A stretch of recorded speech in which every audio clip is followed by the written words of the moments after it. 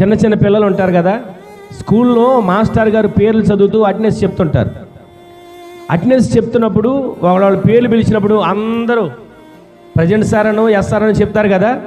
కొంతమంది రారు, వాడి పక్కన ఉన్నవాడు వీడి పక్కన ఉన్నవాడు రారు. ఏం చేస్తారు వాళ్ళు? ఈ మాస్టర్ బుక్లో చూసుకొని పేర్లు చదువుతూ ఉంటుంటే వాడు చెప్పినట్లుగా ప్రజెంట్ సార్ అని చెప్తారా చెప్పరా? ఇప్పటికే ఉన్నారా? నా చిన్నప్పుడు అలా ఉండేవాళ్ళు. ఒకవేళ నా పక్కనోడు రాకపోతే వాడిది నేను చెప్పడం, నేను వెళ్ళకపోతే నాది వాడు చెప్పడం. అంటే దేవుని పని మనము నిర్లక్ష్యంగా కాక శ్రద్ధ కలిగి మనము చేస్తే నిపుణత కలిగిన వారిగా ఉంటాం.